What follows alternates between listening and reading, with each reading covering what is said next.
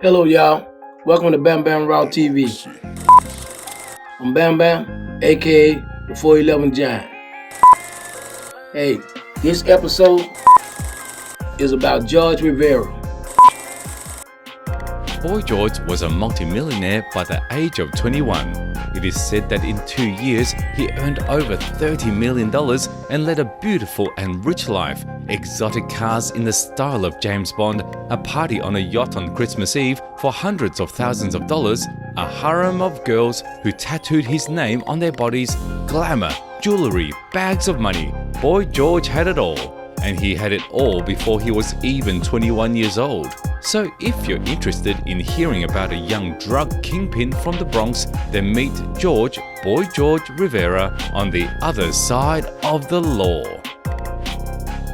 And by the age of 17, Rivera began to distribute drugs on the street, which was largely facilitated by acquaintance with a 30-year-old cocaine dealer, Joey Navarro. His precocious savvy at such a young age earned him his nickname, Boy George. It was a Joey joke and it stuck, George said. When you say Boy George, you're either talking about the singer or me. Boy George was a popular performer at the time, frontman of the band Culture Club, known for his eccentric appearance. At the end of the 1980s, while America concerned itself with the crack epidemic, Boy George was running one of the most lucrative and aggressive heroin organizations in the city. Rivera's rise coincided with the era of other notorious drug lords in New York, such as Kenneth Supreme McGriff of the Supreme Team. While Rivera and McGriff operated in different boroughs, Rivera in the Bronx and McGriff in Queens, their operations shared similarities in their ruthlessness and efficiency. Rivera's operation was notorious for its brutality. He maintained control through fear and violence, employing enforcers who were tasked with intimidating, assaulting, and even murdering those who posed a threat to his business. The violent reputation of Rivera and his organization ensured that few dared to challenge him, allowing him to maintain a stranglehold on the drug trade in the South Bronx area. Boy George was a multi-millionaire by the age of 21. A brilliant and powerfully ambitious drug entrepreneur who saw an opportunity and seized it. It's alleged he made over $15 million in his 2-year run. Government sources say that Boy George and his Bronx-based heroin organization gross $250,000 a week. George Rivera, better known as Boy George. I need y'all to hit that like button, subscribe, and hit that bell icon. Now, this episode being about George Rivera, also known as Boy George. Now, Boy George, he's called Boy George because he was getting money at a extremely early age. He ran into the average problem that urban child run into, being a Puerto Rican, you know what I'm saying, up in New York, in the Bronx. He ran into his thing. He had a little trouble with run-in, go to reform school, did a little time, a little stay here and there going on.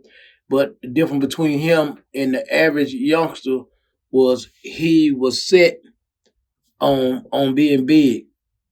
Boy George, as a boy, had already set his mind on being big, and he was doing everything to make that happen. Boy George is known for having exotic cars at the age of 17 years old. Kid is riding around in a Benz. He's making move with that heroin. He stick to the heroin game. He's a big dope boy, and he's making it big with that.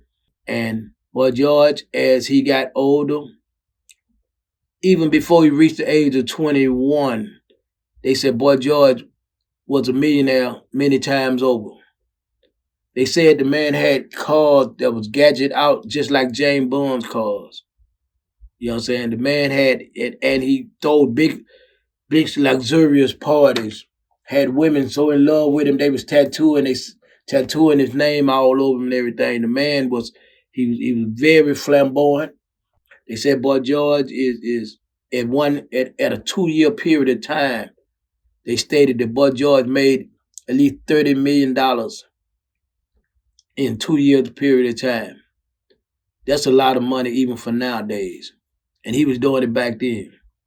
Now, this boy George that I speak of, and that maybe the news media and other people can tell you about it. I heard this, most of what I heard about was from his people, but they also got news media out there that can tell you something this about it. But I don't know this boy George. The boy George I know, I met in jail. I met me and boy George was in Marion lockdown.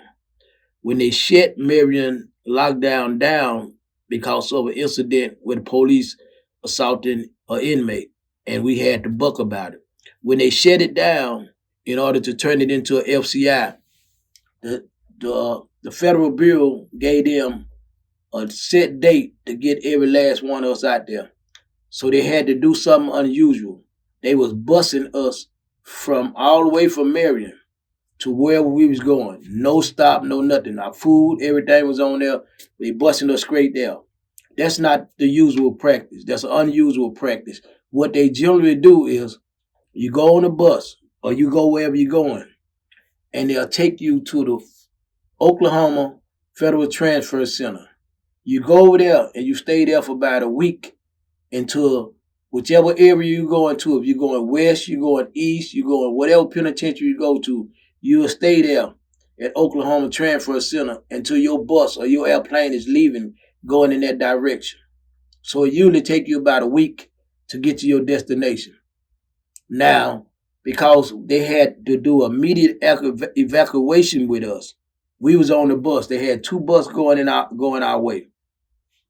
They was riding neck to neck with each other, back to back. You had the bus going full of everyone who was going to USP Beaumont, Bloody Beaumont they called it. That bus was in front of us. The second bus was us, all the people that was going to USP Pollock. So we ride back to back. We got our food on there and everything. A guy behind me, sitting behind me, he tell me, hey, call the dude there, boy George, call him. So I said, huh? He said, call the dude boy George. I said, man, I'm not calling that man no boy George, man. I said, who is you talking to? No, that's his name. I said, man, I don't care what. I'm not calling that man no boy George.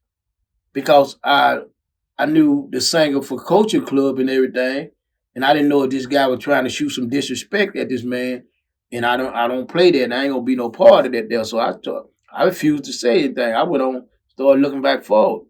So he got up to go to the bathroom, and when the guy behind me got up to go to the bathroom, I heard him whisper, hey, boy George. And then when he came back, Bud George turned around and they was talking to each other, and I seen it was okay, all right, my bad, I didn't know. I just wasn't gonna call that man that because I didn't know what was going on at that time. So now we make it to Pollock. We get to USP Pollock. I see Boy George and coming and going. Me and him actually in the same unit together. So I see him, and I basically see him. I didn't know he was a G27 or what, because that's who he hung with. And him and Cheese was best boys, G27 Cheese and everything. So that's who he hung with and everybody. We moved to and fro. We spoke to each other. We nodded, but we didn't really have no rapport.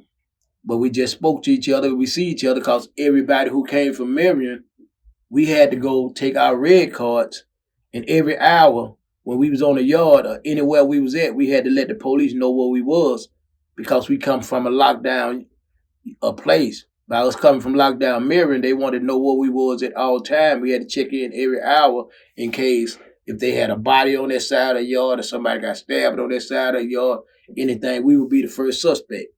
So I see him when we go sign in and back and forth. Never had no basically sit down and talk with him. You know what I'm saying? He was moving, he was making things happen. I was moving, doing my thing and everything. So an incident happened one day with a guy from Florida, a dude named Leroy. I didn't fool with him. He had money also, but it was very disrespectful. He was a very disrespectful, spoiled dude. And he kind of chubby, about 5'7", about 220. And I'm sitting there in front of my cell, and he come down, Boy George is in the shower. And he come down to the shower, And he tell Boy George, he blowing on Boy George, tell him, you better tell mother, you better tell your homeboy this or that, something about my money, this or whatever, because he ran a little store. And he was talking so crazy to Boy George. I'm like, man, this dude done lost his rabbit ass mind. He's sitting here. You do not approach a man like that in the shower while he's vulnerable unless you finna put in some work right there. Because that's the way he supposed to perceive it. And in my mind, I'm saying, Boy George supposed to come out this here shower. When he get out this shower, he supposed to knock that dude butt off. Because that dude was dead wrong. The dude from Florida going on, I didn't fool with him. A lot of people in the unit didn't fool with him and going on. So Boy George get out the shower, boom. He goes to his cell, boom, hurry up. He still wet. He put on some shoes, he go grab his man Cheese. I watch him go right up to the room. They go up in the room, you hear a little tussling going on, dude running out there. While he running out there, they catch him again in his ass. Wow, they catch him right in the butt. They catch him in the butt. So he run all the way around. Then he came back and he go stand in front of the police officer, dude named Leroy. So Cheese and them, they going that way. He stand in front of the police officer, but he keep his butt. He got his butt bagged up where the police can see he bleeding because he in some shorts. And the police he on the phone, doing something on the phone. But he look up and he see the dude bleeding. So the police jump up and run out there and grab him. When the police jump up and run out there and grab him, he called for a bag up and they came and everything. They put everybody in their cell and went on. They went and got some things out of his cell and took him off. So when they took him on off, they let us back out. So when they let us back out, I come on out. Homeboys coming like, what's going on? I said, that was that clown Leroy going on. I said, Cheese and Boy George just went in on him like that. And so I seen Cheese and Boy George going up the steps. And I thought about it that Buster B from Florida, he called himself Buster Bitch. He was a little short guy like myself, but he was good. He was a dude I fooled with out of Florida. So they was going up the steps, and I see him going up that way. So I take a couple of homeboys, and I shoot up the other way. So I shoot up the other way, and we meet at Buster B cell. So we meet at the cell, and I tell him, I say, look here, Boy George, I was right there. I seen what that clown did. I heard the way he was talking and going on. He deserved everything he got. I got no problem with that. I said, but Buster B don't fool with that dude. I said, he from Florida, but he don't fool with that dude. Don't nobody in this unit fool with that dude because he don't know how to talk to men. I said, so he ain't got nothing to do with that. And I called Buster B. I said, come out here, man. He come out. I said, look here. That stuff just happened with Boy George and Leroy. Did you got anything to do with that? How you feel about it? He said, Buster B said, I don't fuck with that dude, homie. You know that, man. I said, all right, then. He telling you the same thing I'm telling him. So that, I don't give a shit about that other dude, but I fool with them. And they said, all right, cool, boom. So it went on, boom. So now when they leave, they go on. So now when the next move open, Blowly, Cadillac, and about 5 more other dudes from Florida, they come down there with their knives. They come in there, man. We just heard what going on. I said, let me tell you something, Blowly, y'all, Cadillac. I said, I don't fool with that dude. Whatever y'all want, if y'all want to go to war for him, y'all can do it, but I'm not doing it. Number one, he was dead wrong. The man coming there cussing this man out about some commissary or something like this, pulled up on this man while he was in the shower and going on. He dead wrong for that, man. And then he acting like he had something when he pulled up on that man going on. I said, yeah, they did. And then his ass he go get his scary butt and go stand right there in front of the police officer, dry ratting by showing where they had to stab him at, and he bagged up.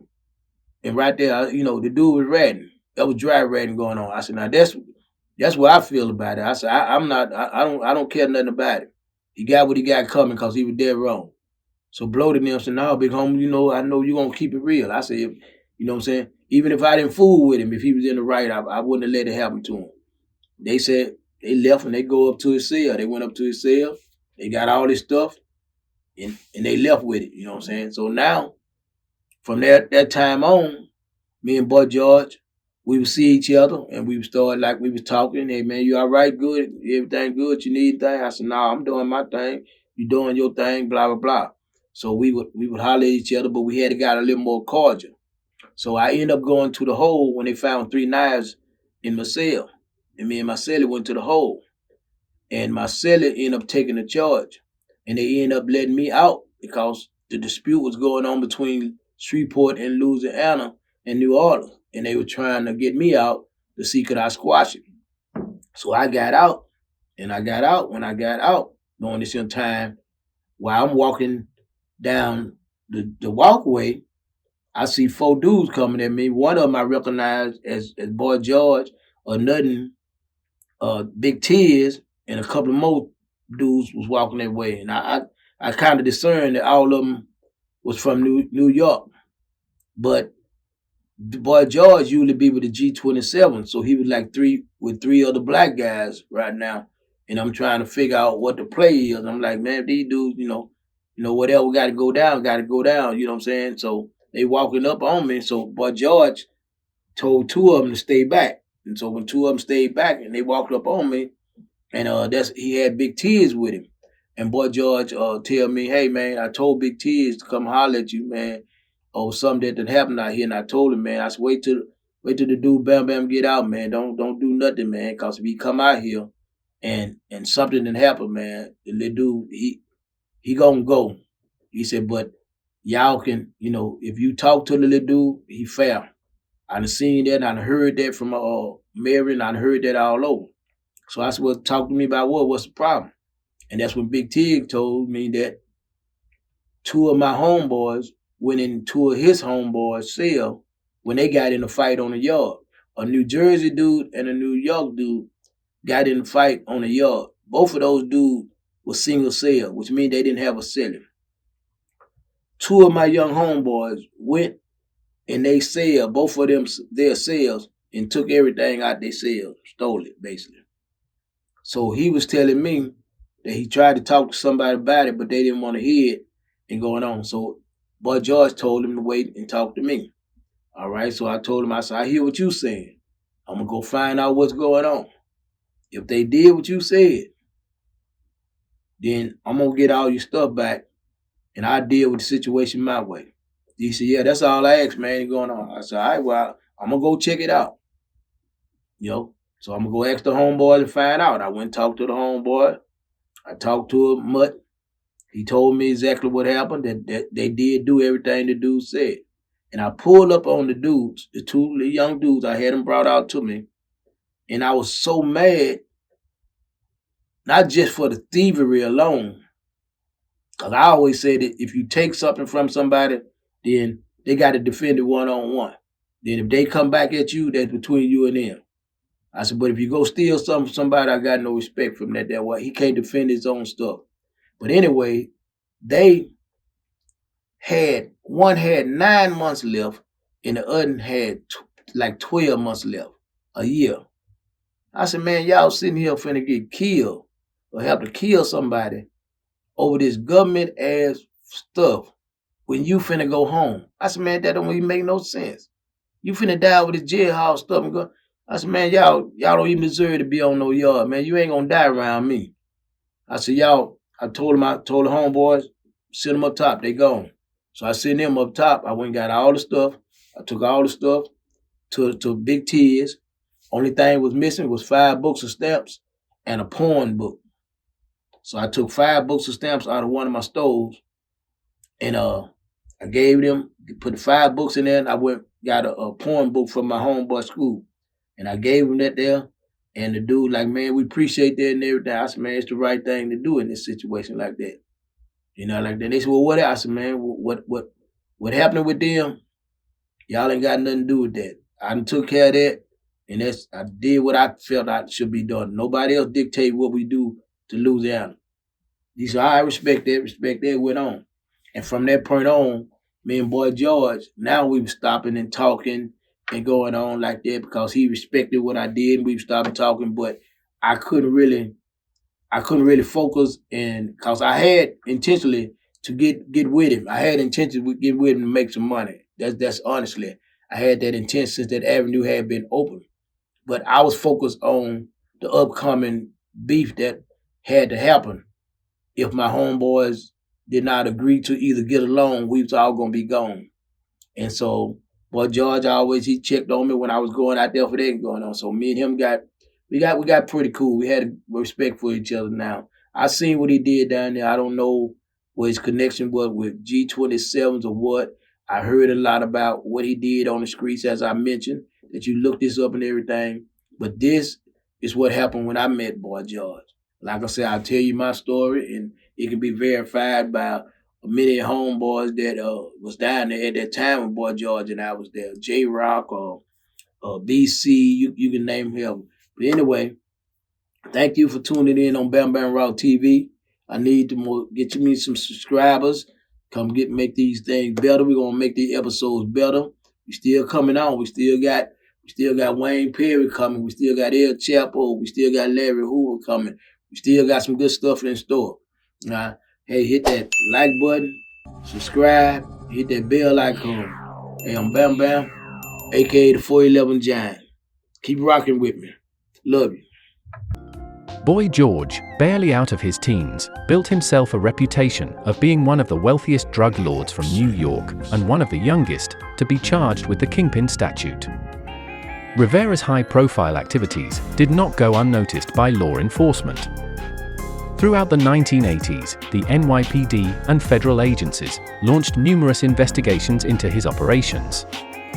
Rivera was adept at evading capture, employing a combination of counter-surveillance techniques, bribery, and sheer intimidation to keep the authorities at bay. However, by 1987, law enforcement had gathered enough evidence to take significant action. A major investigation culminated in Rivera's arrest in 1988, along with several of his top associates. The charges against him were extensive, including drug trafficking, racketeering, and multiple counts of murder. The subsequent trial was a major event, drawing widespread media attention and symbolizing the broader fight against the drug epidemic that was ravaging American cities. Rivera's trial revealed the full extent of his criminal activities. Prosecutors presented a mountain of evidence, including testimonies from former associates who had turned state's evidence, wiretap recordings, and financial records that detailed the vast sums of money flowing through his organization. The trial painted a damning picture of Rivera as a ruthless and violent drug lord who had little regard for the lives he destroyed. In 1991, George Rivera was convicted on all charges and sentenced to life in prison, without the possibility of parole. Interestingly, during his time in prison, Rivera made attempts to cooperate with law enforcement. Like many high-profile criminals facing life sentences, he offered information on other drug operations in exchange for potential leniency. Rivera's eventual downfall and life imprisonment underscore the relentless efforts of law enforcement to combat the drug epidemic, despite the immense challenges they faced. His conviction was a significant victory, but it also highlighted the ongoing struggle to address the root causes of drug addiction and trafficking. Today, the legacy of Boy George Rivera serves as a cautionary tale about the perils of the drug trade and the enduring impact it has on communities. His life story, with all its violence and ambition, remains a powerful chapter in the history of New York City's battle against drugs, reflecting broader themes of crime, punishment, and the quest for redemption.